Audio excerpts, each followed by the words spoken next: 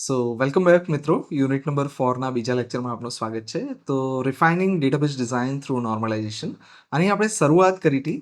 અને આની અંદર નોર્મલાઇઝેશન એટલે શું, એક સિમ્પલ જે આપણા નોર્મલ ડેટાબેઝ ટેબલ્સ હોય જેની અંદર રિડન્ડન્સી ઓછી કરવી અને ડેટાની ઇન્ટિગ્રિટી દૂર કરવા માટે આપણે ટેબલ્સને ડીકમ્પોઝ કરતા હોય છે લાર્જ અને પુઅરલી સ્ટ્રક્ચર્ડ ટેબલમાંથી નાના નાના વેલ સ્ટ્રક્ચર્ડ ટેબલ્સની અંદર.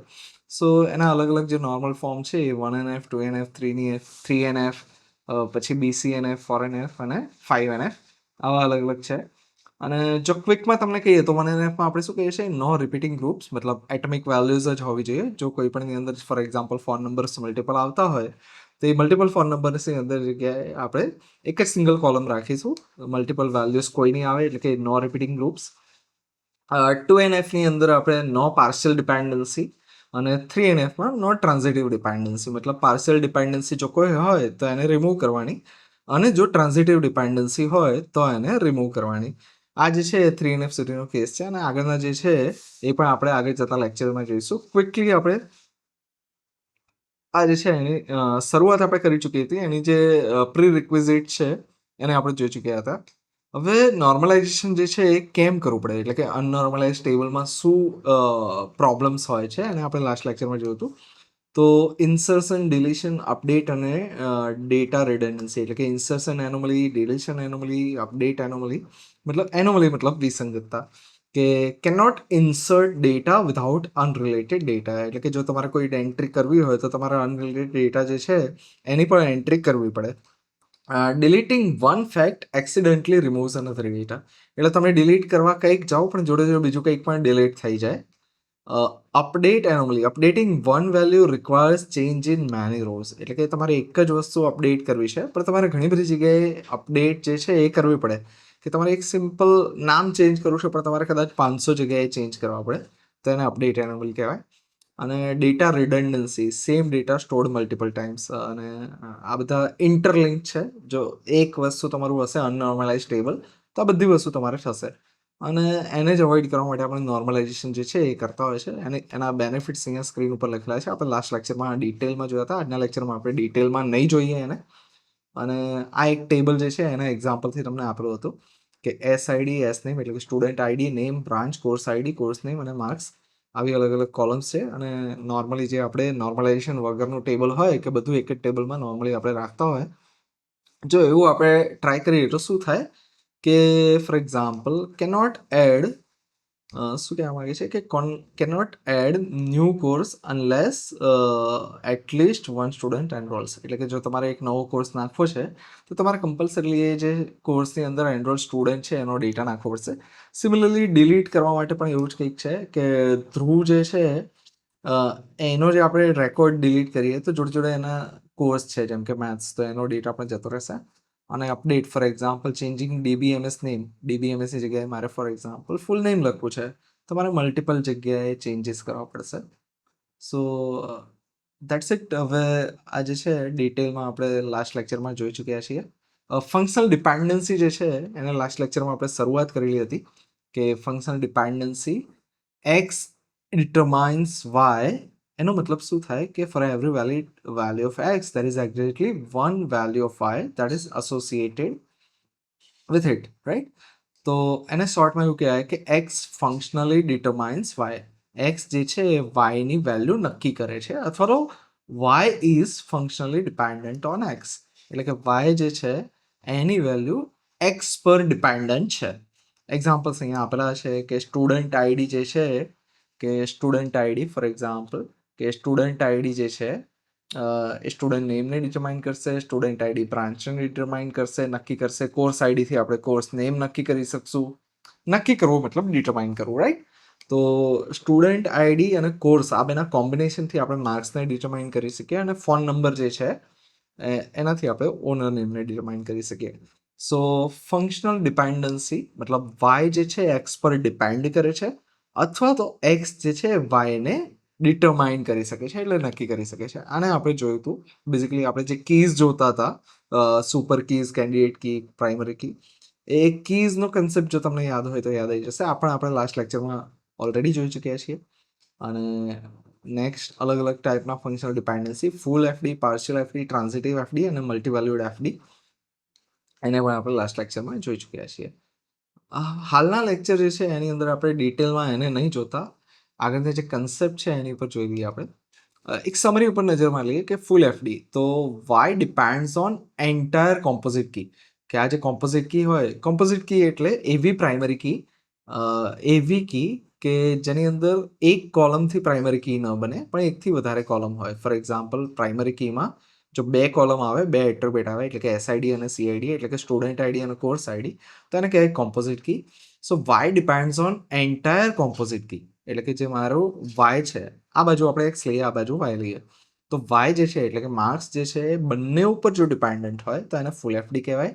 બટ જો Y depends on part of composite key તો શું થાય કે ફોર એક્ઝામ્પલ સ્ટુડન્ટ નેમ જે છે એસઆઈડી અને સીઆઈડી એ મારી કમ્પ્લીટ કોમ્પોઝિટ કી છે, પ્રાઇમરી કી, બટ ખાલી એસઆઈડીથી હું એસ નેમ ડિટરમાઇન કરી શકું, નક્કી કરી શકું કે એસઆઈડી જો મને મળેલું હોય તો હું સ્ટુડન્ટનું નામ મળી શકે, મને કોર્સ આઈડીની જરૂર નથી, રાઈટ?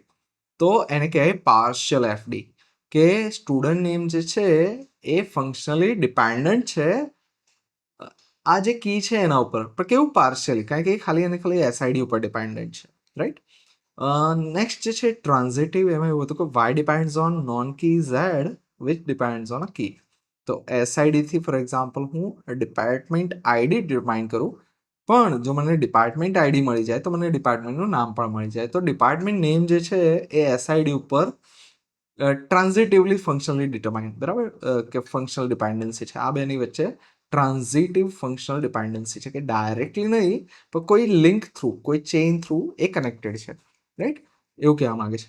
અને અહીંયા શોર્ટમાં તમને આપેલું છે કે 2NF જે છે કે 2NF રિમૂવ્સ પાર્શિયલ એફડી, કે પાર્શિયલ એફડી જે છે એ આપણે 2NF જ્યારે હાસિલ કરવું હોય ત્યારે આપણે રિમૂવ કરશું, અને 3NF જે છે એ જે છે ટ્રાન્ઝિટિવ એફડીને રિમૂવ કરશે, એ અહીંયા કહેવા માંગે છે. નેક્સ્ટ મલ્ટીવેલ્યુડ ડિપેન્ડન્સી, એનું એક્ઝામ્પલ આપણે જોયું હતું કે E1 અને જાવા, એટલે કે E1 એમ્પ્લોયી આઈડી અને સ્કિલ આવું એક ટેબલ બનાવી દઉં, અને એમ્પ્લોયી આઈડી અને લેંગ્વેજ આવું એક ટેબલ બનાવી દઉં, તો શું થાય કે મારે ખાલી 2 રોમાં કામ પતી જાય, કે E1 જાવા, E1 પાયથન, 2 રો વાળું આ એક ટેબલ થઈ ગયું, E1 ઇંગ્લિશ અને E1 હિન્દી આ બીજું એક ટેબલ થઈ ગયું. શોર્ટમાં 4 રોમાં જે રિપીટ કરે જવું પડે છે એની જગ્યાએ 2 જ રોમાં મારું કામ પતી જાય. સો આને આપણે મલ્ટીવેલ્યુડ ડિપેન્ડન્સી કહેતા હોય છે. Exist when for a given value of x there is a set of values of y that are independent of other attributes in the relation. સ્કિલ અને લેંગ્વેજ આ બેનું કોઈ રિલેશન નથી, બટ આ બંનેને ડિટરમાઇન કરે છે, રાઈટ? તો આ બંને એકબીજાથી કોઈ લેવાના નથી, બટ એક જ વેલ્યુથી ડિપેન્ડન્ટ છે, તો એને મલ્ટીવેલ્યુડ ડિપેન્ડન્સી કહેતા હોય છે આપણે. નેક્સ્ટ જે છે હવે આજના લેક્ચરનો જે મેઇન પાર્ટ છે એ છે નોર્મલ ફોર્મ્સ. નોર્મલ ફોર્મ્સ જે છે એની શરૂઆત થાય અનનોર્મલ ફોર્મ, અનનોર્મલાઇઝ, મતલબ જે નોર્મલ આપણે ના કર્યું હોય, એની જોડે કશું જ ના કર્યું હોય, તો એને અનનોર્મલાઇઝ ફોર્મ UNF કહેતા હોય છે. પછી નેક્સ્ટ આવે 1NF, 2NF, 3NF અને BCNF, ત્યાં સુધી આપણે જોઈશું. Okay, so first normal form જે છે એ શું હોય છે? લાસ્ટ લેક્ચરમાં આપણે થોડું જોયું હતું, થોડું ફંડામેન્ટલી પરફેક્ટ ડેફિનેશન સાથે આપણે જોઈએ અને પછી આગળ વધીએ. તો a relation is in first normal form if, relation જે છે એને આપણે ફર્સ્ટ નોર્મલ ફોર્મમાં કહીશું જો અહીંયા આપેલી 4 કન્ડિશન જે છે એ મેચ કરતું હશે. પહેલી કન્ડિશન શું છે? All attribute values are atomic, મતલબ એના દરેકે દરેક એટ્રીબ્યુટ, એની દરેકે દરેક કોલમ જે છે એ એટમિક હોવી જોઈએ, એટલે કે ઇન્ડિવિઝિબલ, નો મલ્ટીવેલ્યુડ ઓર કોમ્પોઝિટ એટ્રીબ્યુટ, કોઈ પણ કોમ્પોઝિટ એટ્રીબ્યુટ ન હોય એની અંદર, અને કોઈ પણ કોલમ જે છે એ મલ્ટીવેલ્યુડ ના હોય, રાઈટ?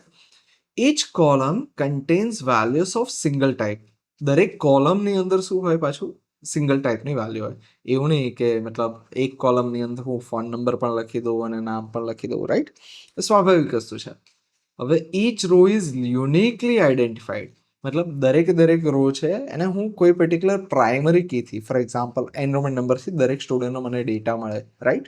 આધાર નંબરથી ભારતના દરેક નાગરિકનો ડેટા મળે. સો એવી રીતે each row is uniquely identifiable, કે મને દરેક રો જે છે એને યુનિકલી આઈડેન્ટિફાય કરવી છે, તો પર્ટિક્યુલર કોઈ એક કીથી હું દરેક રોને યુનિકલી આઈડેન્ટિફાઈ કરી શકવો જોઈએ. And no repeating groups or array of values in any column. તો ગ્રુપ જે છે એ રિપીટ ના થતું હોવું જોઈએ એવું અહીંયા કહેવા માંગે છે. હવે આ જે બાકીની જે છે એ જો તમારે પ્રોપરલી ડેટાબેઝ ડિઝાઇન કરેલો હશે, so these are key requirement. આમ પણ તમે જ્યારે ડેટાબેઝ બનાવો તો તમારે આ રિક્વાયરમેન્ટ જે છે એ રાખવી જ પડે જો સારા ડેટાબેઝ બનાવો તો. એક જે છે એ ઓપ્શનલ છે, ડિઝાઇન ચોઇસ છે, એ છે આ, રાઈટ, કે 1NF માટે શું કરવું પડે, દરેકે દરેક જે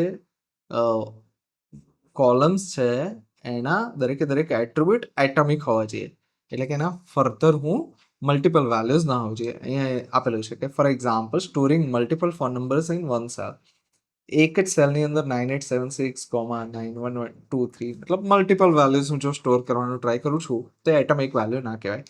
બીજી વસ્તુ કમ્પોઝિટ વેલ્યુ, કે ફોર એક્ઝામ્પલ આ સિટી છે અને સ્ટેટ છે, આનો હું ફર્ધર ટુકડા આરામથી કરી શકું એટોમિક વેલ્યુઝમાં, રાઈટ. તો આવી કમ્પોઝિટ જે છે એ કોલમ નહીં રાખવાની. રિપીટિંગ કોલમ્સ, કે phone number 1, phone number 2, phone number 3 આવી મલ્ટિપલ કોલમ્સ જે છે એ પણ હું ન રાખી શકું. So how to achieve 1NF? તમારી પાસે એક ટેબલ છે અને એને ફર્સ્ટ નોર્મલ ફોર્મ 1NFમાં લાવવું છે તો તમારે શું કરવું પડે? તો સૌથી પહેલાં break composite attributes into separate columns. જે કોમ્પોઝિટ એટ્રીબ્યુટ્સ છે એને તમારે સેપરેટ કોલમ્સ જે છે એમાં બ્રેક કરવાની. નેક્સ્ટ છે create separate rose four multi valued attribute. તમારી પાસે ફોર એક્ઝામ્પલ ફોન નંબર 1, 2, 3 હોય તેની સેપરેટ કોલમ્સ નહીં, એક સેલ નહીં, બટ સેપરેટ રોઝમાં લખવાના, રાઈટ, એવું કહેવા માંગે છે. Remove repeating column groups.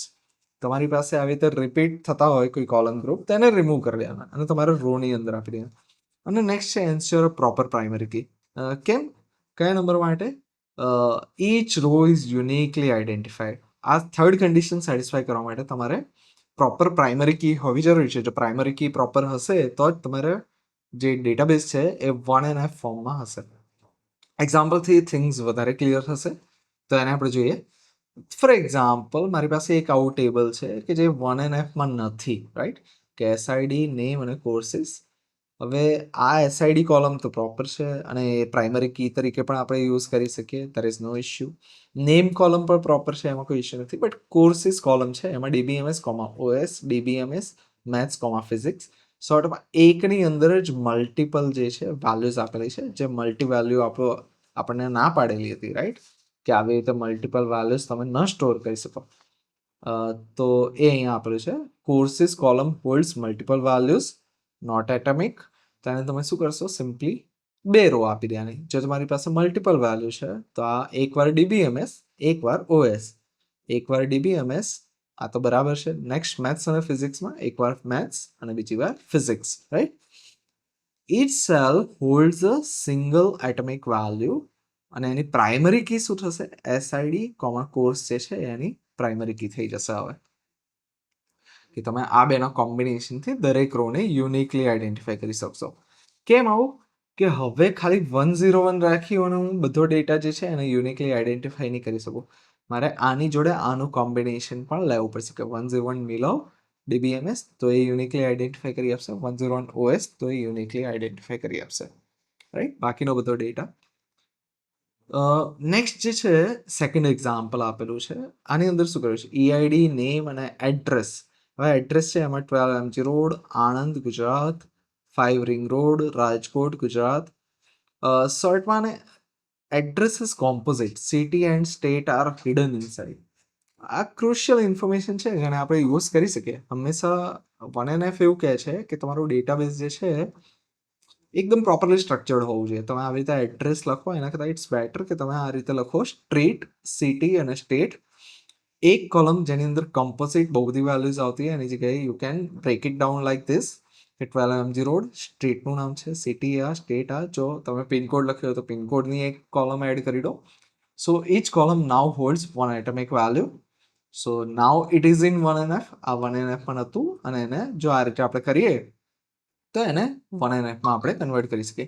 A table in 1NF may still have partial or transitive dependencies જે આપણે 2NF અને 3NF જે આગળ જોવાના છીએ એની અંદર આપણે ડિસ્કસ કરીશું અને એને સોલ્વ આઉટ કરીશું.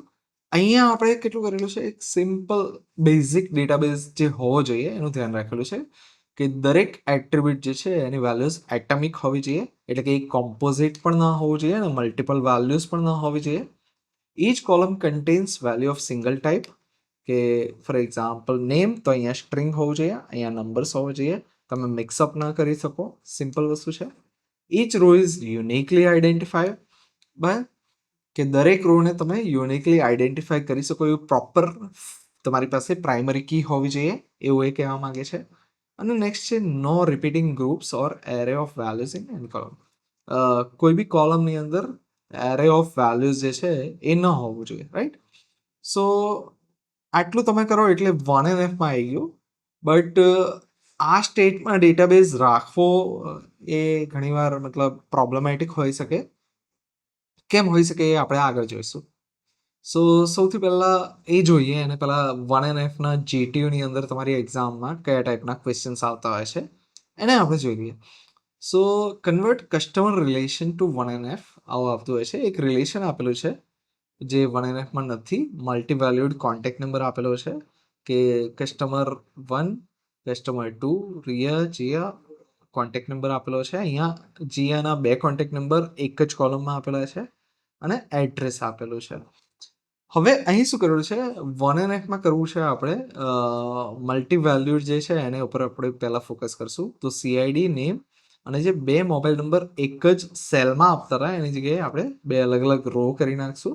હજી આ જે એડ્રેસ છે એને પણ જો તમે કોમ્પોઝિટ એટ્રીબ્યુટ તરીકે લઈ એના પણ ફર્ધર ટુકડા પાડતા હોય કે સ્ટ્રીટ અને સિટી, તો એ પણ તમે કરી શકો છો તમારે વધારે પ્રોપર કરવું હોય તો. બટ ઘણીવાર આટલું કરો તો પણ ચાલતું હોય છે. ઇટ ડિપેન્ડ્સ ઓન ક્વેશ્ચનમાં એવું કીધેલું છે કે મલ્ટી વેલ્યુડ કોન્ટેક્ટ નંબર છે એને તમે રિમૂવ કરીને 1NFમાં કન્વર્ટ કરો. સો અહીંયા એવું જ કહેવા માંગે છે કે multi valued attribute contact number holds, right, 1 row પર contact number, composite, primary key.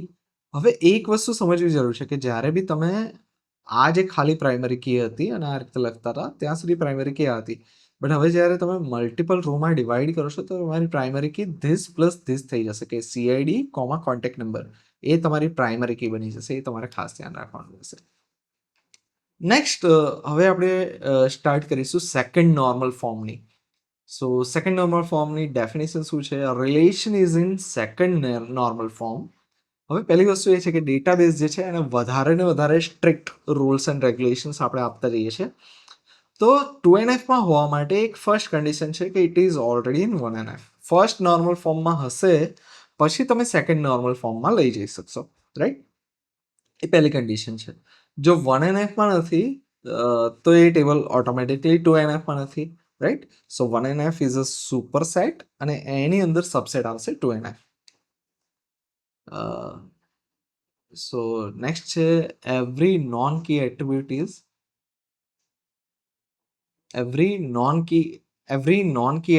is fully functionally dependent on entire primary key. No partial dependency. શોર્ટમાં 2NFમાં એવું કહેવા માંગે છે કે 1NF પ્લસ ફૂલ ફંક્શનલ ડિપેન્ડન્સી હોવી જોઈએ, કોઈ એક પણ પાર્શિયલ ફંક્શનલ ડિપેન્ડન્સી ન હોવી જોઈએ, રાઈટ, એવું કહેવા માંગે છે. બટ અહીંયા એક સ્પેસિફિક કેસ આપે છે કે 2NF applies when the primary key is composite. જ્યારે તમારી પ્રાઇમરી કી કોમ્પોઝિટ હોય ત્યારે તમે 2NF અપ્લાય કરી શકો. જો તમારી પ્રાઇમરી કી એક સિંગલ કોલમ છે તો પાર્શિયલ ડિપેન્ડન્સી જેવો કોઈ પ્રશ્ન જ નહીં આવે. જો પાર્શિયલ ડિપેન્ડન્સી નથી તો પછી તમારું 1NF જ 2NF હશે, right. So some non key attributes depend only on part of that composite key, right? If the key is single attribute, 1NF implies 2NF automatically. જો તમારી પ્રાઇમરી કી જે છે એ સિંગલ એટ્રીબ્યુટ હોય તો હવે પાર્શિયલ ફંક્શનલ ડિપેન્ડન્સી જેવું કંઈ આવવાનું જ નથી. It is already a full functional dependency, right. તો એ કેસમાં તમારું 1NF જે હશે એ તમારું સીધું 2NF થઈ જશે. તમારે કશું જ કરવાની જરૂર નહીં પડવાની. ટુ અચીવ 2NF તમારે કયા સ્ટેપ લેવાના? Identify all partial dependencies. સૌથી પહેલાં તમારે આઈડેન્ટિફાય કરવું પડશે કે તમારી પાસે કેટલી પાર્શિયલ ડિપેન્ડન્સીસ છે. Create a new table for each partial dependency group. તમારી પાસે જે પાર્શિયલ ડિપેન્ડન્સીનું ગ્રુપ છે એનું તમે મેઇન ટેબલમાંથી અલગ ટેબલ બનાવશો, right? Move the partial dependent attributes two that new table. Simple. એક ટેબલમાંથી બીજા ટેબલમાં મૂવ કરવાનું યાદ કરી છે. અને keep only fully dependent attribute in original table. જે એટ્રીબ્યુટ્સ ફુલ્લી ડિપેન્ડન્ટ હોય એને જ ઓરિજિનલ ટેબલમાં રાખવાના, જે પાર્શિયલી ડિપેન્ડન્ટ છે એનું અલગથી ટેબલ બનાવી દેવાનું. That's it. આટલું કહેવા માંગે છે. એક્ઝામ્પલથી જોઈશું તો વધારે ક્લિયર થશે. એક્ઝામ્પલ આપેલું છે student ID, course ID, student name, branch, course name, instructor ID અને માર્ક્સ. આવા કંઈક કોલમ્સ છે. અને આની અંદર પ્રાઇમરી કી જે છે એક કોમ્પોઝિટ કી આપેલું છે કે એસઆઈડી અને કોર્સ આઈડી જે છે આ બેનો કોમ્બિનેશન, આ બે જે કોલમ્સ છે એનું કોમ્બિનેશન જે છે એ બાકીની બધી રોને યુનિકલી આઈડેન્ટિફાઈ કરી આપે છે, એટલે એને પ્રાઇમરી કહીએ છીએ આપણે. હવે તમારું ફર્સ્ટ સ્ટેપ જે હોય અહીં આપેલા સ્ટેપ પ્રમાણે કે આઈડેન્ટિફાય ઓલ પાર્શિયલ ડિપેન્ડન્સી. તમારી દરેક પાર્શિયલ ડિપેન્ડન્સી છે એને આઈડેન્ટિફાઈ કરો. તો અહીંયા આપણે એને લિસ્ટ આઉટ કરેલું છે કે સ્ટુડન્ટ આઈડી જે છે એ સ્ટુડન્ટ નેમ અને બ્રાન્ચ નેમ જે છે એને ડિટરમાઇન કરે છે. કે સ્ટુડન્ટનું નામ અને બ્રાન્ચ આ બંને ખાલી અને ખાલી સ્ટુડન્ટ આઈડીથી થઈ શકશે. જ્યારે મારી પ્રાઇમરી કી કઈ છે? સ્ટુડન્ટ આઈડી અને કોર્સ આઈડી. પણ સ્ટુડન્ટનું નામ જે છે એને કોર્સ આઈડીથી કોઈ લેવા દેવા નથી. સ્ટુડન્ટની બ્રાન્ચને કોર્સ આઈડીથી કોઈ લેવા દેવા નથી. તમે ખાલી અને ખાલી સ્ટુડન્ટ આઈડી હોય તો તમે સ્ટુડન્ટનું નામ અને બ્રાન્ચ બંને જાણી શકો છો, રાઈટ? કે આ આઈડી મતલબ એ આ બ્રાન્ચમાં હશે, આ આઈડી મતલબ આ બ્રાન્ચમાં હશે, રાઈટ? સિમિલરલી આ જે આઈડી છે તો એ સ્ટુડન્ટનું નામ આ હશે. So student ID functionally determines student name અને બ્રાન્ચ. બટ અહીંયા જે એક્સ સાઈડ એટલે કે આ જે ડિટરમાઇન કરનારી કી છે એ તમારી પ્રાઇમરી કીની પાર્ટ છે, એટલે આને આપણે કહીશું partial functional dependency. Similarly course ID determines course name અને ઇન્સ્ટ્રક્ટર આઈડી. કોર્સનું નામ અને ઇન્સ્ટ્રક્ટર આઈડી આ બંને ખાલી અને ખાલી કોર્સ આઈડી ઉપર ડિપેન્ડ કરે છે, અને સ્ટુડન્ટ આઈડીથી કોઈ લેવા દેવા છે જ નહીં. સો આપણી પાસે 2 પાર્શિયલ ફંક્શનલ ડિપેન્ડન્સીસ છે. હવે આપણને આગળનો રૂલ શું કહેતો તો એ જોઈ લઈએ. Create a new table for each partial dependency group and move the partially dependent attribute two that new table.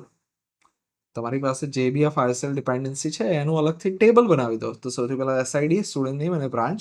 તો એસઆઈડી, સ્ટુડન્ટ નેમ અને બ્રાન્ચ એક ટેબલ બનાવી દીધું, જેની પ્રાઇમરી કી આપણે સ્ટુડન્ટ આઈડી લીધી.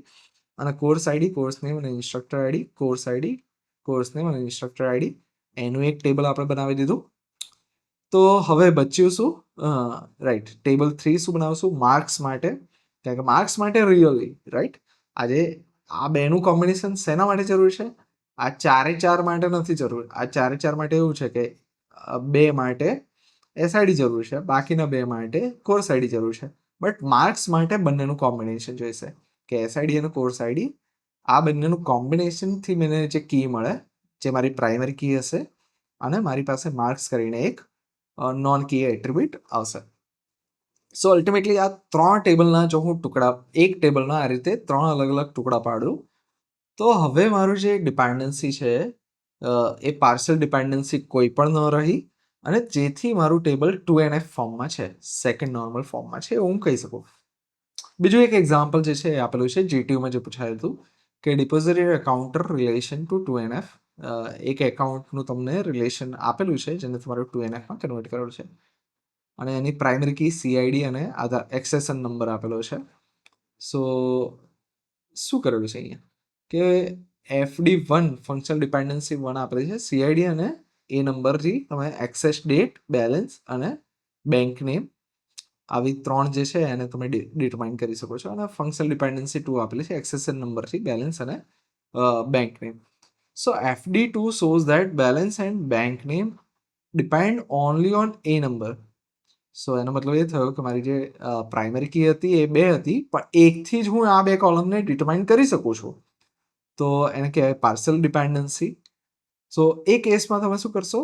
તમે 2 ટેબલમાં સ્વિચ કરશો કે આ જે ટેબલ છે આધાર નંબર, બેલેન્સ અને બેંક નેમ આ તમે એક અલગ ટેબલ બનાવી દેશો એકાઉન્ટ વાળું, અને સીઆઈડી અને આધાર નંબર જે છે એની જોડે ખાલી બચશે એક્સેસ ડેટ, કારણ કે આ બાકીના 2 જે છે આપણે બીજા ટેબલમાં મૂવ કરી દીધા. તો સિમ્પલી એક ટેબલ હતું મારી પાસે કે જેની અંદર CID, આધાર નંબર, એક્સેસ ડેટ, બેલેન્સ અને બેંક નેમ આ બધું જ હતું. એની જગ્યાએ હવે આપણે 2 ટેબલ કર્યા. આ એક ટેબલ છે જેમાં એક્સેસ ડેટ છે એને બંનેની જરૂર પડશે, રાઈટ? જ્યારે ટેબલ 2 એકાઉન્ટ જે છે એ એક્સેસન નંબર, બેલેન્સ અને બેંક નેમ આટલાથી થઈ જશે. સો આ 2NF થઈ ગયું. નેક્સ્ટ જે છે એ છે તમારું third normal form. Third normal ફોર્મમાં શું કરવાનું છે? Once again, a third normal form is if it is already in 2NF. બરાબર, આગળનું 1NF, પછી 2NF, પછી 3NF. 3NF સુધી પહોંચવું હોય તમારે 2NF કમ્પલસરી હોવું જોઈએ. So no non-key attribute is transitively dependent on primary key. Every non-key attribute depends directly on primary key only. તો આ જે કન્ડિશન છે એ આપણે ચેક કરવાની છે કે ટ્રાન્ઝિટિવ ડિપેન્ડન્સી ન હોવી જોઈએ. સો ઇફ પ્રાઇમરી કી એનાથી એ વાળો જે એટ્રીબ્યુટ છે એ ડિટરમાઇન થાય અને એ થી બી ડિટરમાઇન થાય, તો પછી શું થશે? A is not candidate key, then B is transitively dependent on PK. બરાબર, એ જે છે એ તમારી કેન્ડિડેટ કી ન હોય એ કેસની અંદર બી જે છે એ પ્રાઇમરી કી ઉપર ટ્રાન્ઝિટિવલી ડિપેન્ડન્ટ છે એવું કહી શકાય. તો એ કેસમાં શું કરવાનું છે આપણે? મૂવ એ ડિટરમાઇન્સ બી ઇન્ટુ ન્યૂ ટેબલ. આ જે રિલેશન છે એને અલગ ટેબલમાં આપણે મૂવ કરી દેવાનું. સો એક્ઝામ્પલ થ્રુ જોઈએ અને પછી જે સ્ટેપ્સ છે એની જોડે આપણે રિલેટ કરતા જઈશું કે શું કહેવા માંગે છે. So in 2NF but not in 3NF, કે 2NFમાં છે બટ 3NFમાં નથી. તો student ID, student name, department ID, department name, department head, આવું કંઈક મારી પાસે ટેબલ છે. મતલબ અહીંયા પ્રાઇમરી કી મારી કોમ્પોઝિટ નથી, સિંગલ છે. બરાબર, અને આ બાકીના બધા જે છે એને ખાલી અને ખાલી સ્ટુડન્ટ આઈડીથી હું ડિટરમાઇન કરી શકું છું. પણ અહીંયા એક ટ્રાન્ઝિટિવ ફંક્શનલ ડિપેન્ડન્સી છે કે જે સ્ટુડન્ટ આઈડી છે એનાથી યુનિકલી હું ડિપાર્ટમેન્ટ આઈડી ડિટરમાઇન કરી શકું છું. કે જો મારી પાસે સ્ટુડન્ટ આઈડી હોય તો મને એ કયા ડિપાર્ટમેન્ટમાં છે એનું આઈડી મળી જાય. બટ સ્ટુડન્ટ આઈડીથી ડિપાર્ટમેન્ટ આઈડી તો મળે, બટ ડિપાર્ટમેન્ટ આઈડીથી મને ડિપાર્ટમેન્ટ નેમ અને એના હેડ કોણ છે એ પણ મળશે. સો જો મારી પાસે 103 આવી ગયું તો મતલબ મને ખબર છે કે ધ્રુવ એનો ડિપાર્ટમેન્ટ આ આવશે. ડિપાર્ટમેન્ટ આવી ગયું તો ડિપાર્ટમેન્ટથી મને આઈસીટીનો પ્રોફેસર સા ફિક્સ છે. જ્યાં જ્યાં પણ આઈસીટી હશે જો સેમ છે, સીઈ હશે તો સેમ છે. સો શું થશે? હું સ્ટુડન્ટ આઈડીથી ડાયરેક્ટલી આ બે નહીં ડિટરમાઇન કરીશું કે 101 આવ્યું તો સીધું આ બે ખબર પડી જાય એવું ના હોય, 102 આવ્યું તો આ ખબર પડી જાય એવું ના હોય. પણ 101 કે 102થી મને આ ખબર પડશે અને આનાથી પછી બાકીનું ખબર પડશે. તો આને કહેવાય ટ્રાન્ઝિટિવ ફંક્શનલ ડિપેન્ડન્સી. આ કેસમાં શું કરવાનું તમારે?